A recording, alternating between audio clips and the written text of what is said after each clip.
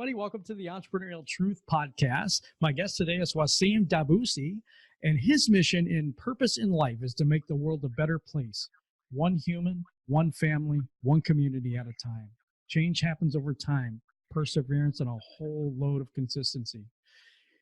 It is with this in mind that has given him the ability to change the lives of many people.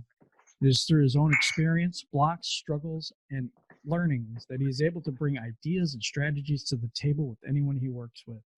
And I welcome you to the show tonight, Wassim. Appreciate you being here. Thank you very much, Jim. Appreciate you taking the time and interviewing me. Looking forward to it. Yeah, it should be fun. I got to take the glasses off. It's too much glare. It drives me nuts. As long as I don't have to read again. So tell me a little bit more about your mission, about what you do. I love it. So far, I absolutely love the mission, helping one human and trying to change the world. I love that. Yeah. See, I firmly believe that for us to change the world, we need to be the change we want to see in the world. So whatever we want to achieve in the world, we have to live that. And to do that, we have to start with ourselves, start with our family, then our community, and grow from there. So many people, they have this vision, and then they may not be living congruently to what they believe in, and that's why they're not achieving the results they want to achieve. So for me, being congruent is exactly what is very, very important for me.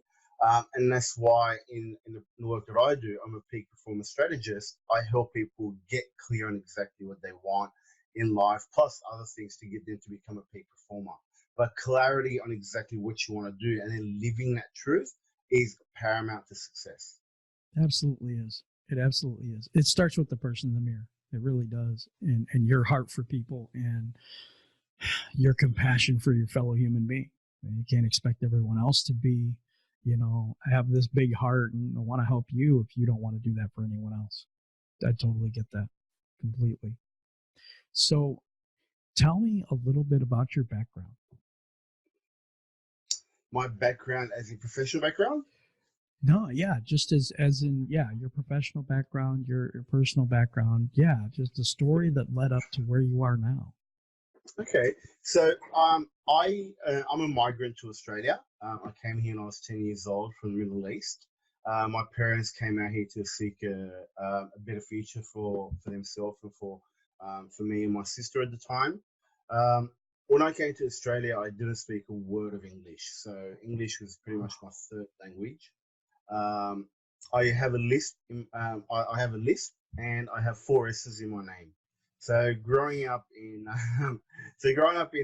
a rough side of Sydney wasn't easy. So I had to quickly develop defense mechanisms to be able to navigate through adolescence. And one of the things that I learned quite young was that the ability to laugh at oneself and one's shortcoming is one of the best ways to overcome any fear of judgment. So that's something that I took on quite early on. And I've always been fascinated by the human mind and why people do what they do, why some people tend to achieve better results than other people, why some people tend to have outstanding lives and some people continue to struggle in their life throughout their whole life. And early on, I actually wanted to become a psychologist. Now, contrary to what I teach now, I didn't live my truth. And what I did was I lived other people's expectations. And I was encouraged at the age of 18 on my first day university not to enroll in psychology. And I was encouraged to follow another passion, which is more of a hobby for me, which was information technology and computers. I've always had a knack for computers. I love playing around with them. I'm an early adopter, but it's not something I want to pursue as a career. However, the forces to be at the time, obviously family and friends, etc., encouraged me, persuaded me that this is a better career option. So I ended up doing a 4.5-year degree in IT. I lasted a 1.5 years in the workforce. And it's been a journey since. I've had one career after the other. I've gone from teaching to owning my own marketing business to being in sales. I own a gym. And then finally, on the 13th of March 2019, I lost my last working position, my last employed position, I should say, as a pharmaceutical rep. So I'd reached a um, pretty high position in a sales repping. So it was the highest you can get as a sales rep. I was performing quite well in terms of sales, but my passion wasn't there. I knew there was more to give, and obviously the companies felt that, and I felt that, and it just came to an end. And then I dug deep and realized that my passion has always been wanting to help people, and I've been on a personal development journey for 17 years now, and I started following my passion, and I started doing what I do now, which is helping other people become the best versions of themselves and become peak performers, so that they can make a positive dent on the world too. What do you feel like when working with other people? What do you think that one of their main, what holds them back? What are some of the main things that hold people back from being their ideal self? The biggest thing is, see, it goes back to the way we grew up. And it goes back to a lot of decisions we've made, a lot of beliefs we've created around ourselves as life goes on. And also comes down to our view of reality. See, reality is subjective. Um, yeah, we see so many movies around it and you hear so many people talk about it. And reality is really subjective to the person. Your reality is not real. My reality is not real.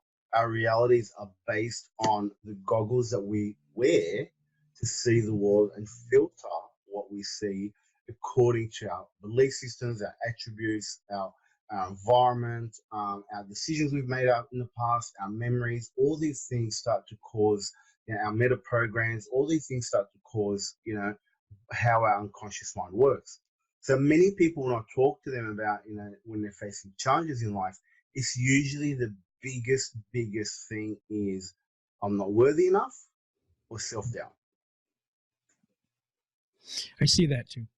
I see a lot of the what's called the imposter syndrome, and I've seen that over and over and over again. I suffer with it sometimes as well. I do the same thing.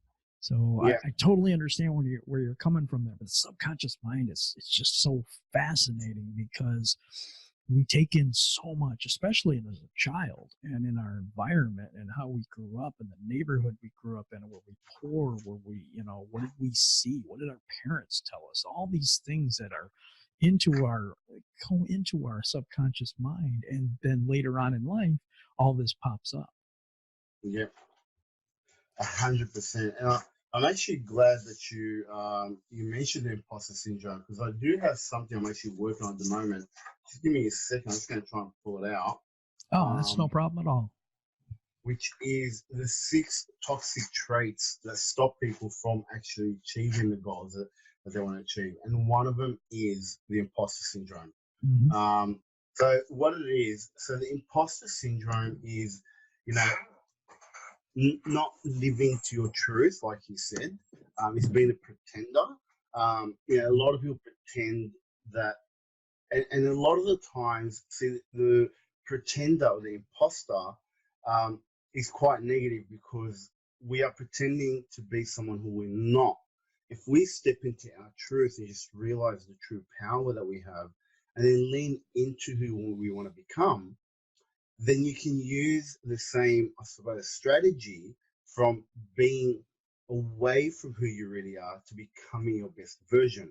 And what I mean by that is simply this: success is a journey of who you have to become. Success is not a number of dollars, a number of weight that you've lost, the years you have under your belt on a relationship. That's not what success is. I'm fortunate enough to be married 20 years now. The person I was 20 years ago to the person I am now is a different person, because the person from 20 years ago, I guarantee you, could not hold today's relationship. So for my relationship to succeed, for example, I had to lean into, what does that man look like that has been holding a relationship for 20 years?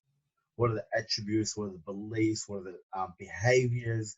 All these things. So that many people with the imposter syndrome, they behave against who they truly are. But if they own who they actually are and they start leaning towards becoming better and who they have to become to get to that next level, in business, for example, the person who makes $100,000 a year is a different person than the one that's making $1 million a year. So for you to go from making $100,000 a year to $1 million, you've got to understand that it's not a financial growth that you've got to go through. It's a personal growth of who you have to become to be $1 million a year business owner. Absolutely. I believe that your business is a reflection of yourself.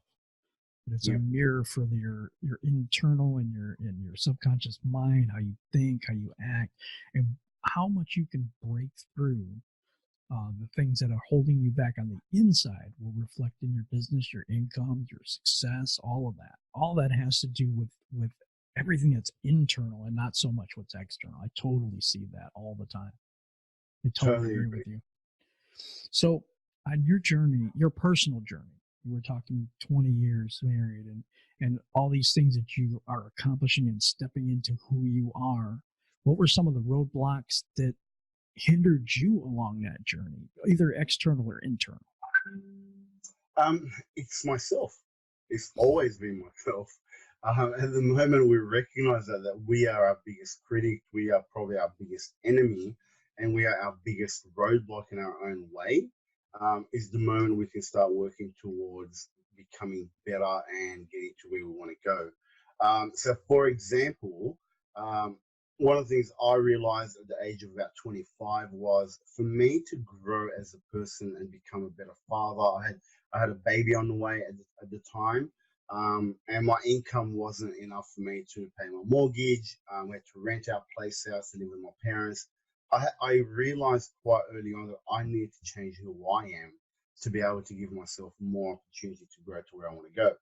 And life always, there's always ups and downs, there's good times and bad times. So the challenge with understanding that you are your biggest critic and you are the biggest hurdle in your own way is that every time you overcome a hurdle, there's another hurdle coming. And that took me quite a lot of time early on to understand, well, I just overcame this limiting belief, but now there's a new one. But that new one is a really new one. That was just an underlying one from the previous one. As you grow, that's what happens. I mean, you get some of this stuff off, and I liken it to when you're purifying gold, because all that stuff comes up to the top. So when you get into a situation where you have to start changing to change what your surroundings are and what your income is, what your success rate is. And when you start to change that, you'll break through one thing, and then all of a sudden, there's more stuff that comes up to the top, and then there's more stuff that comes up to the top, because we're never going to be perfect. So we're always on that road. We're always on that journey. So the journey is kind of the road to becoming your ideal self. Yep. And that's a never-ending journey, because if you're not growing, you're dying. Yeah, absolutely. You're green and fresh, or you're ripe and dying. Green and growing, or ripe and dying. Let me ask you this. I think that entrepreneurialism itself is a catalyst for growth, because you're shoved down in situations that you're not comfortable with. You're outside your comfort zone.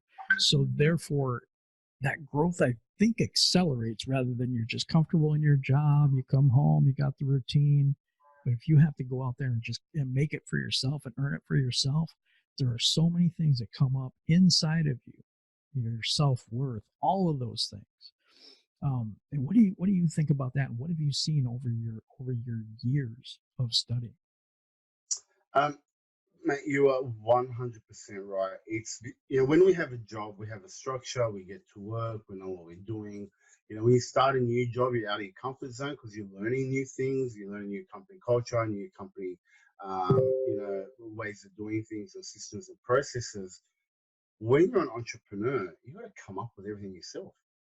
And you find yourself in situations where, like, whoa, I didn't think I needed to do this. Oh, I didn't know this had to happen. And then you find yourself putting on so many different hats in a single day that you are constantly being stretched and constantly being growing. The biggest thing that I tell people about this is be comfortable being uncomfortable. Because the moment you accept that I have to be uncomfortable to get to that next level.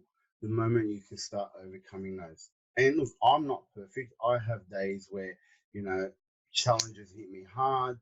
I have days where I'm like, man, how do I get myself out of this situation? I have days where bills, there's bills coming up and it hasn't been a great month or a great week or whatever it is. And it happens. And it's during those times that you've got to really dig deep and go, who do I have to be? What do I have to believe, think, and do to achieve the goals that I have set for myself? Absolutely. Because, and like I said, I think it's a catalyst being an entrepreneur because it's a lot of fear that we have to overcome. I think fear is one of the biggest um, detriments to our success that we have. I don't think anything else is as bad as that, because the money, we can figure it out. I mean, we have been given the ability to create wealth, the great money, all this stuff. But we have to be able to believe in ourselves that we can do it. So to run away back to the comfort zone, back to a job, back to this, back to that, that's the fear that we have to overcome to make it to that next level. How important do you think fear is in this journey that helps us to, when it pops up, that helps us to overcome and be our ideal self? It's obviously very, very, very important.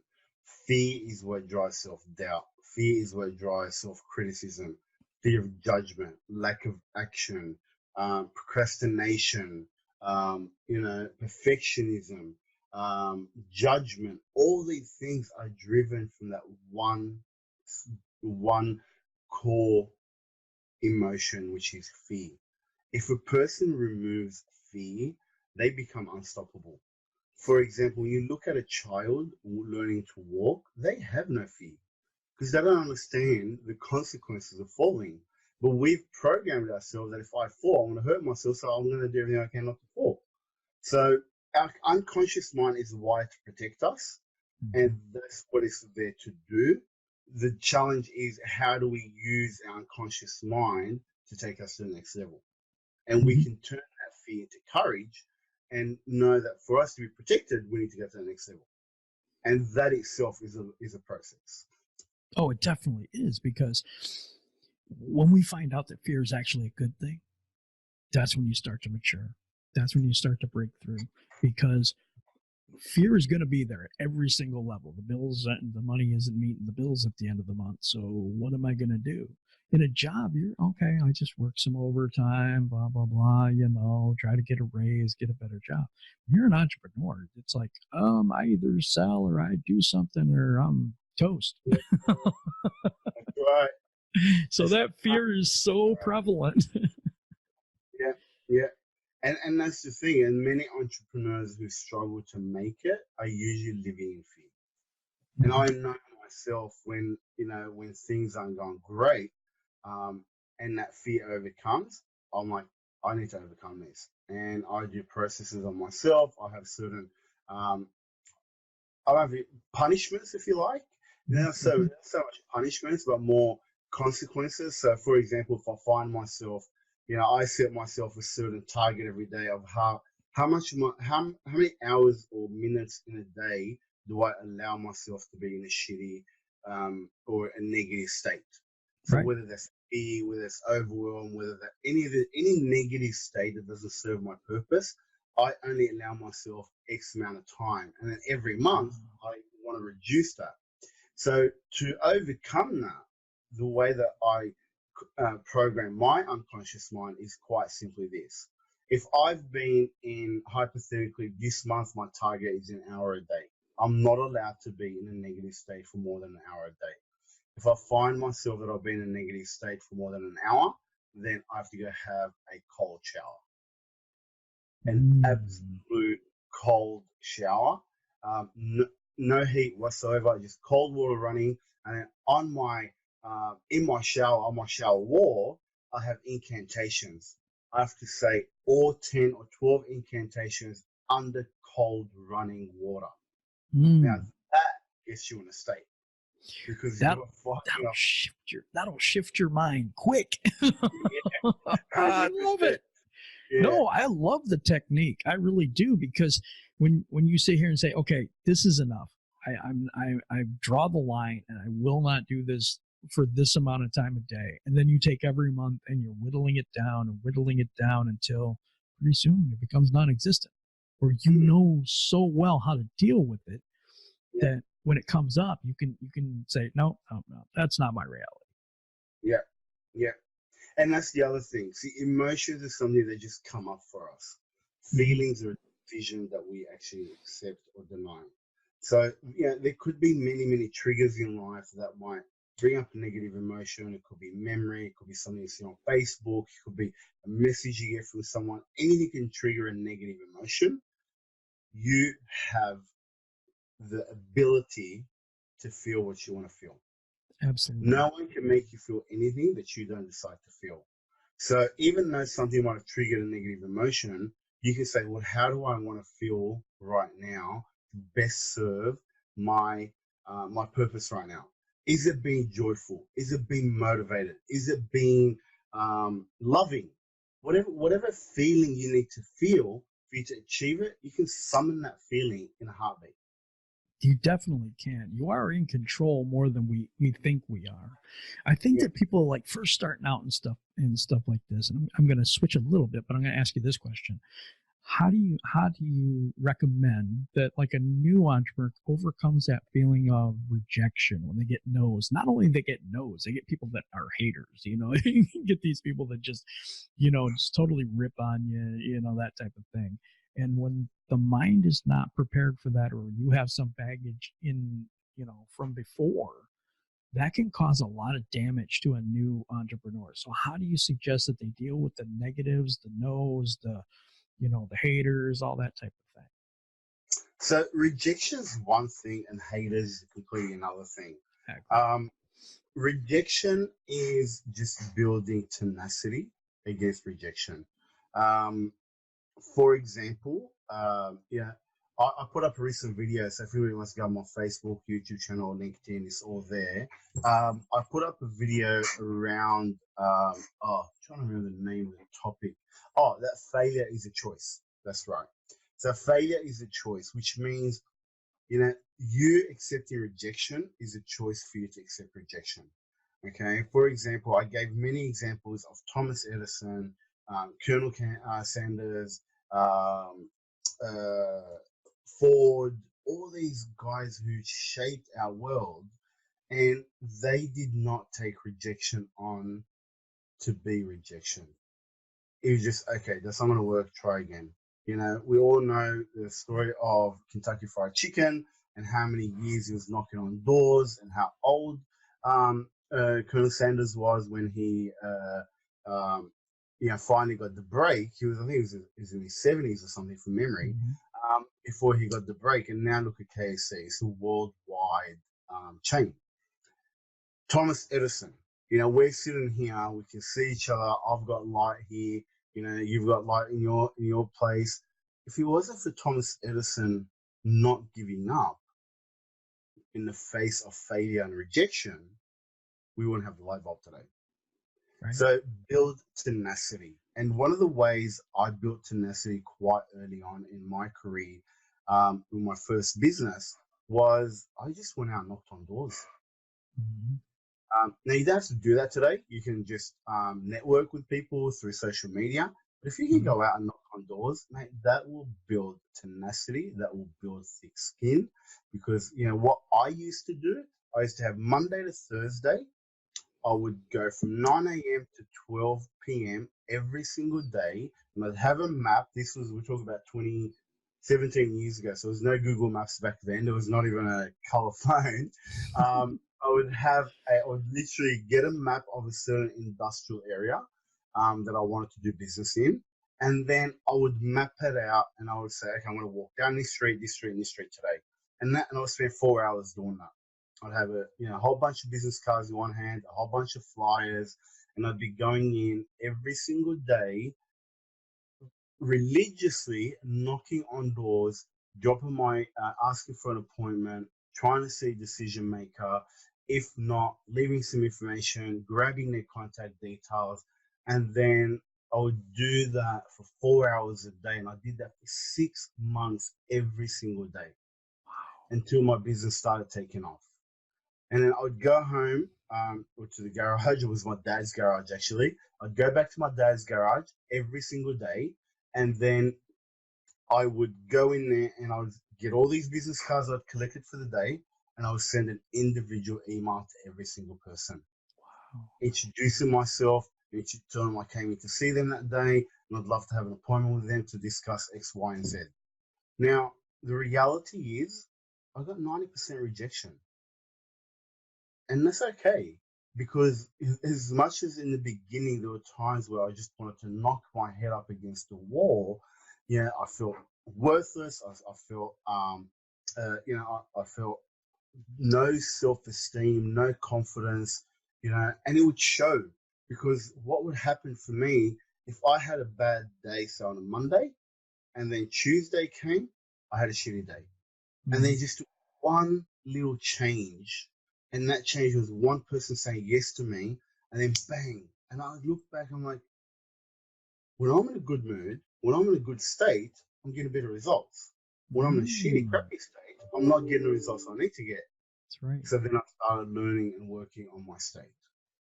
That makes perfect sense, because people will see when you're not confident, when you're not 100% there, and you're down, and that they'll see that, and they're like, I don't know if I want to talk to you. You know what I mean? Yeah. Now, on the topic of haters, yes, haters is a very touchy topic for a lot of people. Some people, they just don't give a shit. Now, if you've built the tenacity, you've built that thick skin to start off with, then you can start dealing with haters. But if you're a person who cares about what other people say or think or believe about you, then you're going to have a lot of problems with haters. And even myself, and I want to give you a personal example that I haven't shared, I have shared it recently, actually. Only recently I've actually come to terms that I've come to terms in sharing this publicly. When it first happened to me, I wasn't open to speaking about it publicly. And this was when I first launched my business. One of the marketing strategies I was using was doing a Facebook Live every day.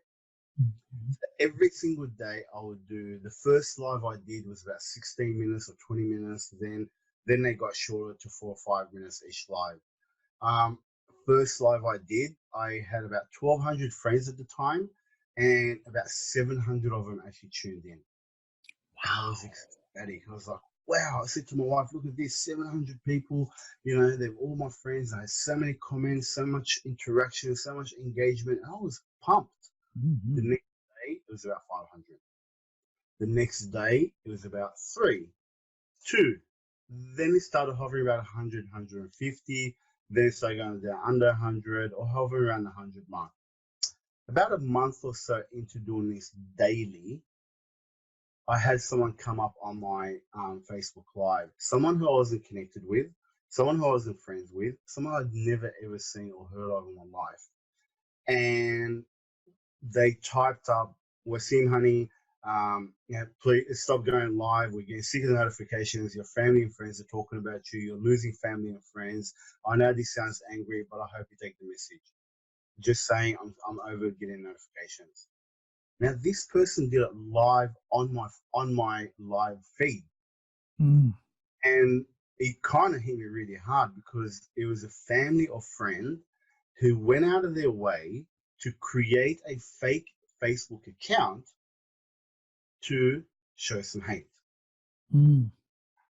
Now, what kind of a sicko would actually do that? If they were truly a family or friend, they would know I'd always be open to a phone call. I always return my phone calls. I never shut down any of my family or friends.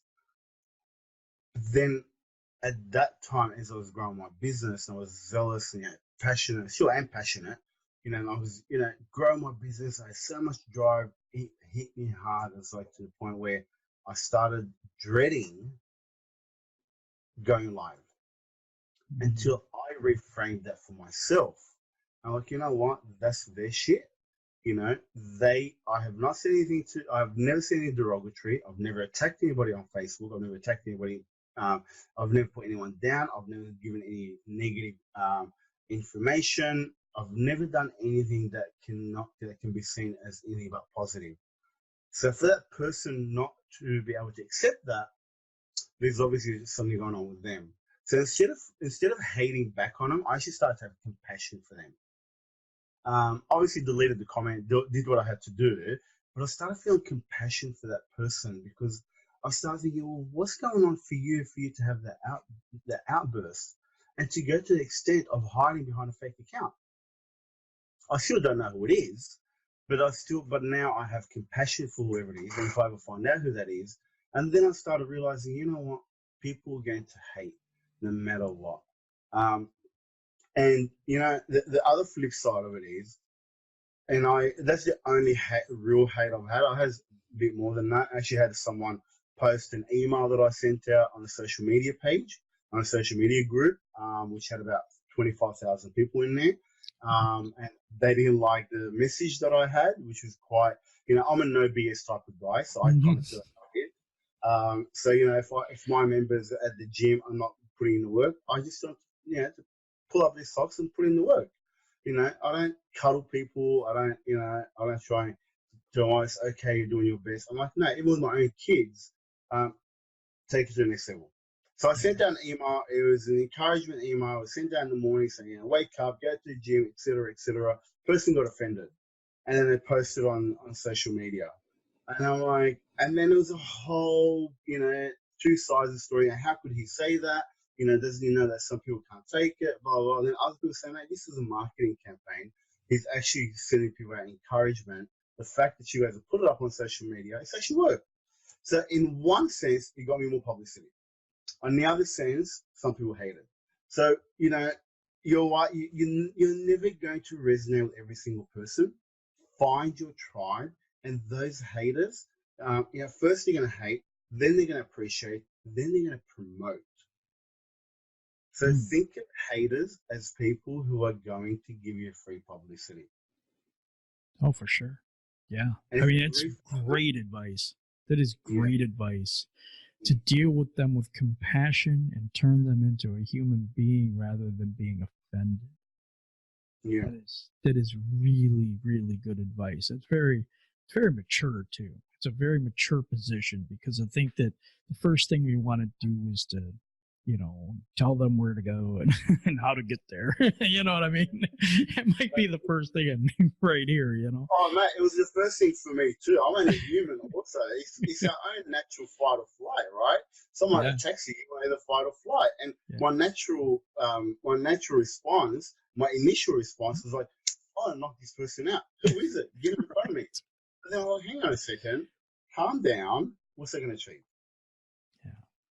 Yeah. And that's the mature attitude, and that proves how much self-development you have went through in your life because you could see it. You know what I mean? I really appreciate the fact that you show up, you're on time. I can see these things about you that you know BS, that you know what I'm saying? Just if you want to create a better life, you have to do the work, and there's just no getting around it. There really isn't. That's what I see in you. And I think that is something that is so needed right now with some people that are like, how do I put this? I'm 50 years old. When I was younger, I think we were, I can't say tougher. Well, maybe I can.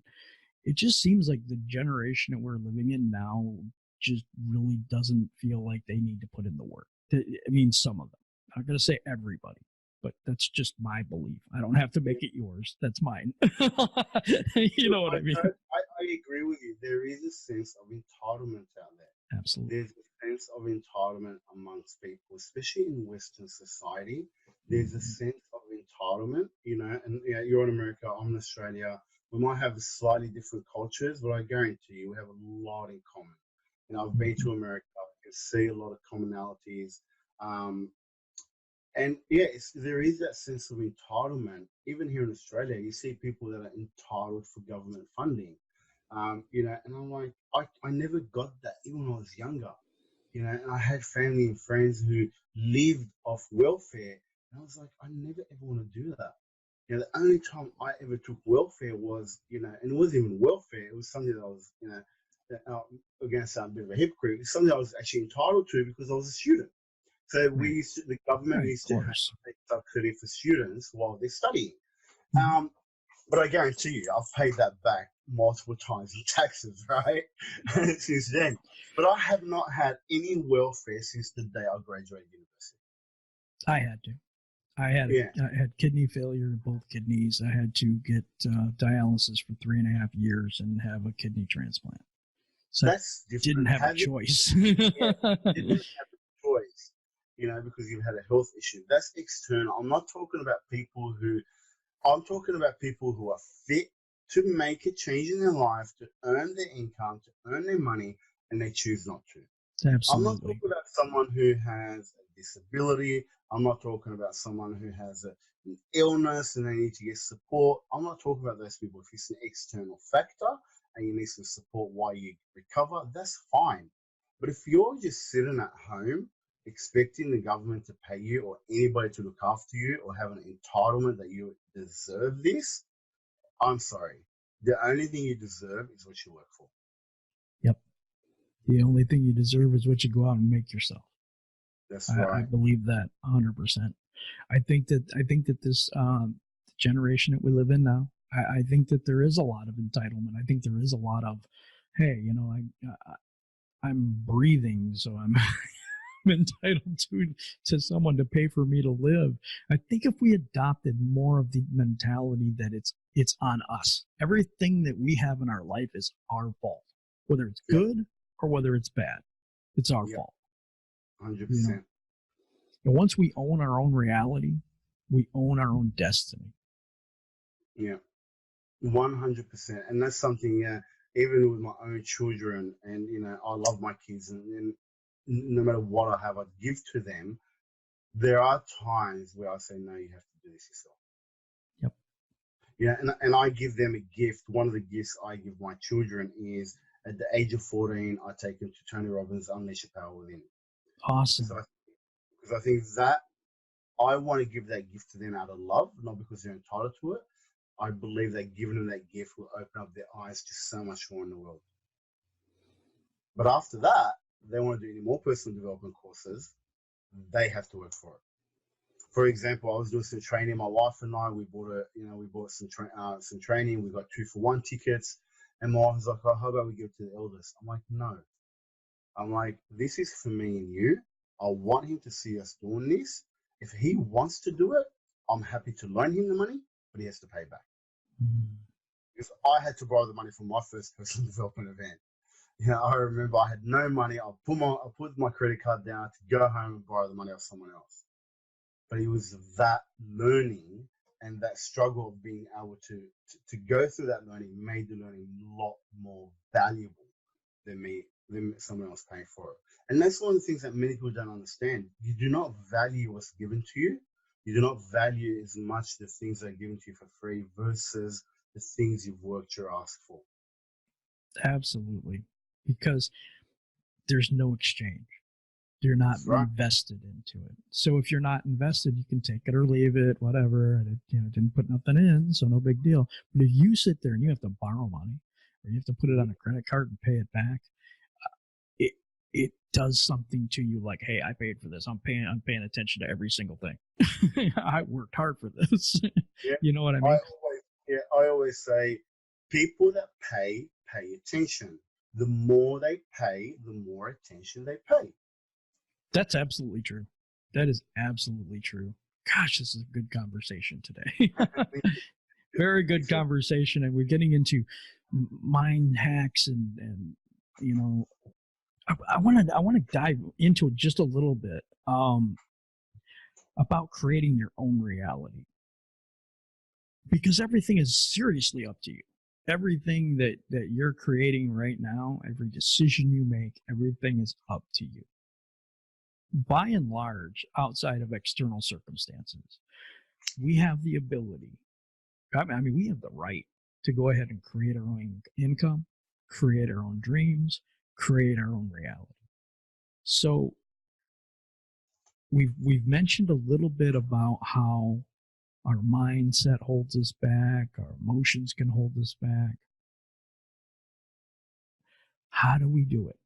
How do we overcome and create our own reality? That's a very, very good question, and the answer to that simply is change your operating system. Wow, I To love change that. yeah, change and upgrade your operating system. So, for example, most people, I'm sure, everybody's either got a phone or a laptop or something. Every now and then, actually, while we were talking, I got a notification saying I need to restart my laptop to upgrade to put the updates in. So, funnily enough, it's a very great analogy and a metaphor. Your phone, your laptop will start running very, very sluggish and will not run the latest programs, the latest apps, if you do not constantly update the operating system. So, how do you expect your mind to operate at its peak performance status if you're not constantly upgrading your operating system? That's amazing. I Simply love that analogy. Oh my goodness. Wow. And we can upgrade our hard drive, our operating system, our capacity for learning, or RAM, basically, or capacity for storage in some ways, because we can learn and draw from books, courses, podcasts, YouTube channels, things like that. There's all kinds of stuff out there for us to help us to overcome. We just have to be diligent and to actually put in the work. Yeah. And it's easier today than ever. Today we have so much information at our fingertips wherever we go. We're living in Western society. People forget how blessed we are. Mm-hmm. 99%, if not more. I'll give you an example. Like, I saw this and I was like, wow, this is what Western society is like today. I saw someone post something on Facebook, um, and they've got a side hustle on Facebook. And then there was a comment someone put up there, asked them a question about something about their life. I really don't remember the context, but what I do remember was the answer was, I'm homeless. I can't do this right now. I'm trying to build my business up. The guy was literally homeless and still had access to the internet. So my It is question, amazing, isn't it? You yes, stop into a coffee shop and we could start a business without having a home. that's right. So today, anybody that says, I don't have the things that were available to you, Wassim, or the things that were available to you, Jim, bullshit. Right. We all have exactly the same amount of time. We all have the same capacity up here. Maybe some people are born with a silver spoon in their mouth and they got more money. But at the end of the day, how many people do you know whose parents are millionaires or billionaires and then they end up being broke? Absolutely. So no Absolutely. matter where you are, the information is available to you. You can consistently and constantly upgrade your operating system by making sure you are guarding the information that you put in your mind. Turn off the news, Mm-hmm. turn off the negative social media, Mm-hmm. remove yourself from those social circles that are always bitching and bragging and whining and just change the people you interact with. And I guarantee you change who you're interacting with, Facebook's algorithm will start giving you more positive information. Just because Facebook's algorithm is seeing you looking at positive information, and you go, hey, this person likes this type of information, I'm going to do that. But if you're engaging with negative people on Facebook, your feed is going to be filled with negative people. Absolutely. That's amazing. And isn't it that way in life too, don't you think? I think it is. I think it is. 100%. I think it is. We draw to us what we put out. That's 100%. And what we pay attention to, which is really important. Yep. People underestimate how important it is what we put our mind on, what we focus on. And I think that's incredibly important as well. So what do you have out right now, and what are you doing right now? What services do you have right now? If people want to take advantage of that, what do you have out to offer at this point right today? So currently, for all your listeners, I will offer two things. If they go to my website, wassimdabboussi.com, they'll be able to download my free ebook, which is The Expert's Guide to Peak Performance.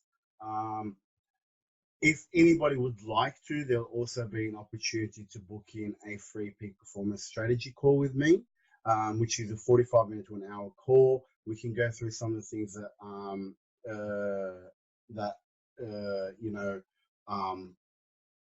Things holding you back. Yeah, things that are holding you back. So we do 45-minute to 60-minute call. We look at all the things that are holding you back, all the things that are stopping you from achieving the things that you want. What are the habits? Like I said, the 6 toxic traits that some people dwell in or they engage in all the time that stop them from being a peak performer. And we'll look at some strategies that you can put into your life straight away. It could be something simple as clarity. Could be something simple as giving yourself a deadline for every project. And that is all absolutely free for your listeners. That's amazing. Thank you for that. Thank you so much. And I want to let you have the floor for a little bit just to say whatever's on your heart to anybody who's listening right now. All right, awesome. Thank you for that. I wasn't expecting that, so I'll come up with something on the fly, impromptu. So, look, for anybody that's listening there today, no matter what you're going through in life, no matter how hard it seems to you right now, just know bad times go just like good times come and go, and just like all times come and go. And I want you to know and believe that whatever you can imagine on the screen of your mind, you can hold in your hand. If you can imagine in your mind, you can manifest in reality. And that is very, very, very important, because your dreams are worth living. If you are having challenges right now, just lean into them and know whatever you're going through right now, you're going to become better, you're going to become stronger on the other end. Unless your life is on the line right now, 99% of today's first world problems are easily overcome. And they are overcome purely by going through the challenge and taking the learnings from it and asking yourself, what am I learning right now? Don't dwell on what's caused the problem. Ask for the learning, and you'll automatically start looking at it from a higher perspective, and therefore you'll be in a much better situation to find a solution. That is amazing.